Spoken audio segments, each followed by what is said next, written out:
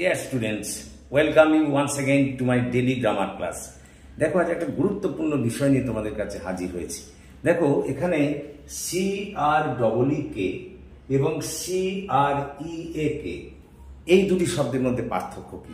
দেখো উচ্চারণগত দিক দিয়ে তো এদের মধ্যে কোনো পার্থক্যই নেই, দুটোরই উচ্চারণ এক। আর সেই কারণেই তো তোমাদের মধ্যে অনেক সময় কনফিউশন দেখা দেয়, কোথায় কোনটা ব্যবহার করবে তাই বুঝতে পারো না। দেখো যখন আমরা বলি CREEK ক্রিক, তখন সেটার মানে হচ্ছে জলধারা বা ছোট নদী। এটা নাউন হিসেবে ব্যবহৃত হয়। যেমন মনে করো আমি এখানে লিখেছি there is a creek inside the forest, মানে এই জঙ্গলের মধ্যে একটা ছোট্ট নদী আছে। আবার দেখো CREAK ক্রিক, এটা যখন নাউন হিসেবে ব্যবহৃত হয় মানে হচ্ছে এক ধরনের শব্দ যা সাধারণত কাঠের চেয়ার বা কাঠের ফ্লোর ইত্যাদি থেকে উৎপন্ন হয়, অর্থাৎ কাঠ থেকে উৎপন্ন এক জাতীয় শব্দ।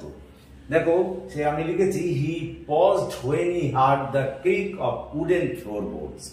এখানে এই যে CREAK ক্রিক, এটা কিন্তু নাউন হিসেবে ব্যবহৃত হয়েছে।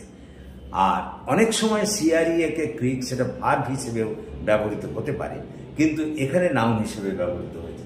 তাহলে আশা করি তোমরা বুঝতে পেরেছো এই দুটি শব্দের মধ্যে পার্থক্য। এবং thank you for watching and listening. So please comment, share and subscribe to my channel.